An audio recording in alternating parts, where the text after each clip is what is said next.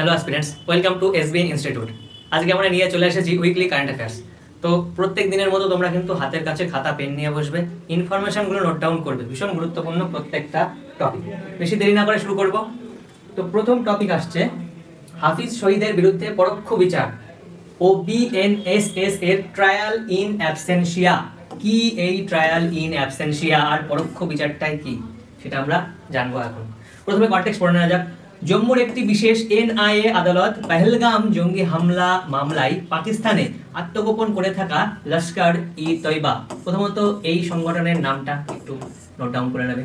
এর প্রধান হাফিজ শহীদের বিরুদ্ধে জামিন অযোগ্য পরোয়ানা, জামিন অযোগ্য বলতে এখানে নন বেলেবল, ঠিক আছে, জামিন অযোগ্য পরোয়ানা জারি করেছে এবং তার বিরুদ্ধে অনুপস্থিতিতেই বিচার, অর্থাৎ এই যে ট্রায়াল ইন অ্যাবসেন্সিয়া শুরু হতে পারে।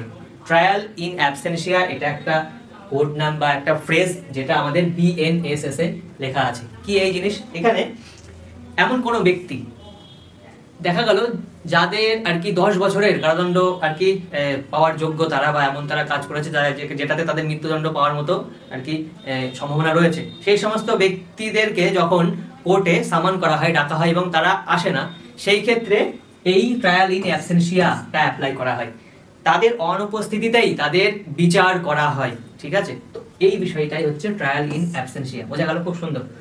সেকশন, বিষয় হচ্ছে বিএনএসএস এর কোন সেকশনে এই বিষয়টা উল্লেখ আছে। তার আগে আমরা এটা জেনে নেবো যে বিএনএসএস এর ফুল ফর্ম কি।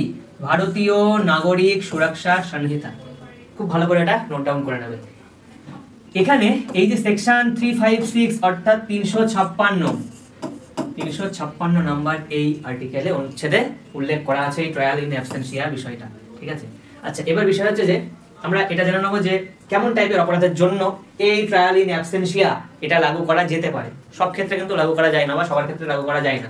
বিশেষ বিচার বলতে সেই সমস্ত গুরুতর অপরাধের ক্ষেত্রে প্রযোজ্য এটি যেগুলোর শাস্তি ভারতীয় ন্যায় সংহিতা বা অন্য কোনো আইনে অন্তত 10 বছর কারাদণ্ড কিংবা যাবজ্জীবন কারাদণ্ড অথবা মৃত্যুদণ্ড পাওয়ার মতো এমন কিছু কাজ যারা করেছেন তাদের উপরে অ্যাপ্লাই করা যায় এই ট্রায়াল ইন অ্যাবসেন্সিয়া। বোঝা গেল? ভীষণ ইউনিক জিনিস, এটা একটু করে নিতে হবে।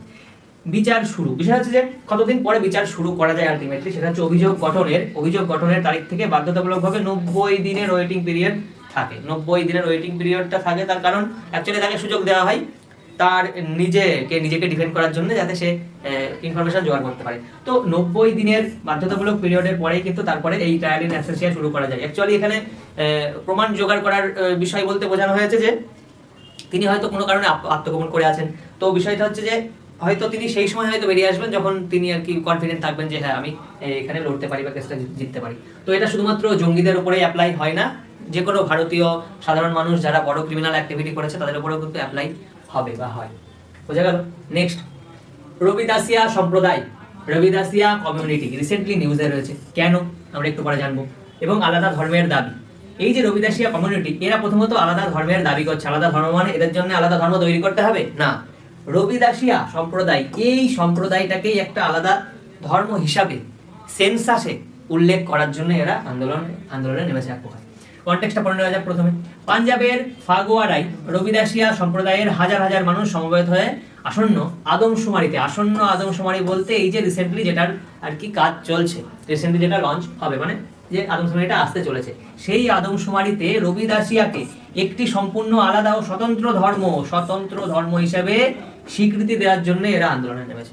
বোঝা গেল? রবিদাসিয়া এটা একটা নতুন ধর্ম বানাতে হবে, ওটা ওদের আবেদন। বোঝা গেল? নেক্সট, সূত্রপাত বলতে এখানে মানে এই রবিদাসিয়া কমিউনিটিটা আসছে কোথা থেকে দেখা যাক। রবিদাসিয়ারা হলো একটি স্বতন্ত্র আর্থসামাজিক ধর্মীয় দলিত সম্প্রদায়। কি কেমন টাইপের সম্প্রদায়? দলিত সম্প্রদায়, যারা ভক্তি আন্দোলনের অন্যতম পূজনীয় একজন সাধক ছিলেন রবিদাস। এই রবিদাসের যারা ফলোয়ার্স তারাই হচ্ছে রবিদাসিয়া। বোঝা গেল? সময়কালটা একটু জেনে রাখো। 15 to 16 সেঞ্চুরির এই সময়কালের মুক্তিবাদী সাধক ছিলেন রবিদাস, ঠিক আছে। বাসস্থান বলতে রবিদাসিয়ারা এখন কোন অঞ্চলে বসবাস করে, ঠিক আছে, পাঞ্জাবের দোয়াবা অঞ্চলে বসবাস করে, এটা একটু মনে রাখতে হবে। আর এই রবিদাসিয়া সম্প্রদায়ের ধর্মগ্রন্থ খুব গুরুত্বপূর্ণ, এটা মনে রাখতে হবে, অমৃতবাণী গুরু রবিদাসজি, মানে গুরু রবিদাসজির অমৃতবাণী। তার প্রায় 200-র বেশি শ্লোক লেখা আছে এখানে, ঠিক আছে। খুব ইম্পর্টেন্ট এই সমস্ত ইনফরমেশনগুলো, এগুলো তো নোট ডাউন অবশ্যই করে নেবেন। নেক্সট, ইন্ডিয়ান গ্রে হর্নবিল এবং গিরে এর সফল প্রত্যাবর্তন। গিরে বলতে এখানে গির অরণ্যের কথা বলা হচ্ছে। কনটেক্সট, গুজরাটের গির অরণ্য থেকে বিলুপ্ত হয়ে যাওয়ার দীর্ঘ 60 বছরেরও বেশি সময় পর, এই সালটা খুব গুরুত্বপূর্ণ, প্রায় 60 বছর পরে আবার রিইন্ট্রোডিউস করা হয়েছে এবং এদের অস্তিত্ব এক প্রকার আবার মানে আগের মতো অবস্থায় ফিরে আসছে। ঠিক আছে, তো 60 বছরের বেশি সময় পর গুজরাট বন দপ্তরের একটি গুজরাটের বন দপ্তরের একটি ঐতিহাসিক পুনর্বাসন কর্মসূচি মানে রিইন্ট্রোডাকশন একটা প্রোগ্রামের মাধ্যমে ইন্ডিয়ান গ্রে হর্নবিল সফলভাবে সেখানে নিজেদের অস্তিত্ব পুনরায় প্রতিষ্ঠা করেছে। তার মানে আবার আগের মতো বংশ বিস্তার হচ্ছে। ঠিক আছে, বৈজ্ঞানিক নাম ভীষণ গুরুত্বপূর্ণ। বৈজ্ঞানিক নাম হচ্ছে ওসিসেরস বাইরস্ট্রিস। খুব ভালো করে নামটা লিখে নেবে, বানান যেন ভুল না হয়, পরীক্ষায় সিমিলার টাইপের বানান আসতে পারে। যা মূলত তার অনন্য ক্যাসকেডিং ডাক ও অদ্ভুত বাসা বাঁধার রীতির জন্য সুপরিচিত। বাসা বাঁধার রীতিটা আমরা একটু পরেই জানবো। আচ্ছা, IUCN রেড লিস্ট অনুযায়ী এদের অবস্থা বা স্থিতি কেমন সেটা জেনে নেওয়া যায়। এদের স্থিতি হচ্ছে লিস্ট কনসার্ন, এটা একটু জেনে রাখবেন। প্রজনন বৈশিষ্ট্য, এরা যখন প্রজনন করে বা যখন আর কি ডিম ফুটে যখন বাচ্চা বের হবে সেই সময় এরা কি করে, এই রকম এই যে গাছের গহ্বর, এই গহ্বরের মধ্যে এরা যাবে এবং পুরো ঘরটাকে চারিদিক থেকে মাড বা কাদা দিয়ে সিল করে নেবে এবং ওর ভেতরেই মা পাখিটা থাকবে ততদিন যতদিন বাচ্চা পুরো সম্পূর্ণ লালিত পালিত না হয়ে যাচ্ছে। ঠিক আছে, আর ততদিন খাবার সাপ্লাই করবে বাবা পাখি মানে পুরুষ পাখি। তো পুরুষ পাখির ওপর নির্ভরশীল থাকতে হয় মা পাখিটাকে সেই সময়। তো ওদের ওই ইউনিক বাসা বাঁধার পদ্ধতি হচ্ছে এটা, আর ওদের হচ্ছে নেস্টিং রিচুয়াল মানে ওই যখন আর কি ডিম থেকে বাচ্চা তৈরি হবে সেই সময়কার যে রিচুয়াল, এটা ভীষণ ইউনিক আর ইন্টারেস্টিং। আর এদেরকে ইন্টারেস্টিংলি বলা হয় ফার্মার অফ দ্য ফরেস্ট। কেন বলা হয় ফার্মার অফ দ্য ফরেস্ট? ফরেস্টের ফার্মার কেন বলা হয়? তার কারণ এরা সাধারণত ফলমূল খায়, এর পাশাপাশি কীট পতঙ্গও খায়, কিন্তু এরা ফলমূল খায় এবং ফলমূল খেয়ে বিভিন্ন জায়গায় দেখা যাচ্ছে উড়ে যাচ্ছে এবং সেখানে সেই বীজগুলো ফেলছে। তার ফলে কি হয়, বিভিন্ন টাইপের গাছ বিভিন্ন স্থানে জন্মায়, এই জন্য এদেরকে ফার্মার অফ দ্য ফরেস্ট বলা হচ্ছে। ভীষণ গুরুত্বপূর্ণ আর ইন্টারেস্টিং। নেক্সট, লিকোয়েলি, ডেমোক্রেটিক রিপাবলিক অফ কঙ্গোতে নতুন বানর প্রজাতির সন্ধান। লিকোয়েলি এটা হচ্ছে লোকাল নাম, স্থানীয় নাম লিকোয়েলি। ঠিক আছে, রিসেন্টলি সন্ধান পাওয়া গিয়েছে নতুন একটা প্রজাতি, এর আগে হয়তো দেখোনি। কনটেক্সটটা পড়ে নেওয়া যাক। বিজ্ঞানীদের একটি আন্তর্জাতিক দল ডেমোক্রেটিক রিপাবলিক অফ কঙ্গোর, কোথায়? প্রথমত ডেমোক্রেটিক রিপাবলিক অফ কঙ্গোতে এটা পাওয়া গিয়েছে। ঘন চিরহরিৎ বনের ক্যানোপিতে লুকিয়ে থাকা সম্পূর্ণ নতুন একটি বানর প্রজাতির সন্ধান পাওয়া গিয়েছে। এবার বিষয় হচ্ছে এখানে একটা শব্দ লেখা রয়েছে লুকিয়ে থাকা। কেন লুকিয়ে থাকা? তার পিছনে কারণ আছে। স্থানীয় নাম একটু আগে বললাম লিকোয়েলি, এটা মনে রাখতে হবে। বৈজ্ঞানিক নামটা আরো বেশি গুরুত্বপূর্ণ যেহেতু নতুন আবিষ্কার, কলোবাস কঙ্গোয়েন্সিস বা বলা হচ্ছে কঙ্গো কলোবাস। ঠিক আছে, কঙ্গোর নামের সাথে সিমিলার আর কি নাম রেখে নামকরণ করা হয়েছে। বৈজ্ঞানিক নামটা তো খুব ইম্পর্টেন্ট, এটা তো মনে রাখতেই হবে। এবার বিষয় হচ্ছে যে এরা অত্যন্ত লাজুক প্রজাতি। কেন লাজুক প্রজাতি এটা কি করে বোঝা গেল? তার কারণ এরা সাধারণত হিউম্যান এনকাউন্টার থেকে দূরে থাকে, মানে মানুষ আসলে এরা সাধারণত লুকিয়ে পড়ে, এই জন্য বলা হচ্ছে লাজুক প্রজাতি। আচ্ছা, এরা কোথায় থাকে? কঙ্গোর মধ্য পূর্ব অঞ্চলে থাকে। আর এই যে ন্যাশনাল পার্কের নাম লেখা রয়েছে সাধারণত এই ন্যাশনাল পার্কেই এরা বসবাস করে। এর নামটা তোমরা নোট ডাউন করে নেবে, খুব গুরুত্বপূর্ণ, লোমামি ন্যাশনাল পার্ক। ঠিক আছে, এর অত্যন্ত উঁচু ঘন ট্রপিক্যাল রেন ফরেস্টের মধ্যে এরা বসবাস করে। শারীরিক বৈশিষ্ট্য দেখেই বলতে পারবে, তবুও দেখে নাও। কুচকুচে কালো মুখের ওপর উজ্জ্বল পিঙ্কিশ অরেঞ্জ ঠোঁট, এই যে ইউনিক একটা বৈশিষ্ট্য, এবং শরীর কুচকুচে কালো পশমে ঢাকা, এটা তো দেখা যাচ্ছে কুচকুচে কালো পশম দিয়ে ঢাকা। এবং এদের হাতে কোনো বৃদ্ধাঙ্গুলি নেই, থাম্ব নেই, আমাদের যে বুড়ো আঙুল, এই বুড়ো আঙুল এদের নেই, এটাও একটা এদের শারীরিক বৈশিষ্ট্য। এগুলো ইউনিক বৈশিষ্ট্য, এই ইউনিক বৈশিষ্ট্যগুলোই মনে রাখতে হবে। এরকম কখনো জিজ্ঞেস করবে না এদের লেজ আছে, এরকম জিজ্ঞেস করবে না, এদের ইউনিক বৈশিষ্ট্যগুলো জিজ্ঞেস করতে পারে, তো এগুলো মনে রাখতে হবে। নেক্সট, মালবান ভারতীয় নৌবাহিনীর দ্বিতীয় দেশীয় অ্যান্টি সাবমেরিন ওয়ারফেয়ার ক্রাফট। এর আগেও এই anti submarine warfare, shallow warfare ক্রাফটের উপরে কিন্তু একটা টপিক আনা হয়েছিল কারেন্ট অ্যাফেয়ার্সের মধ্যে।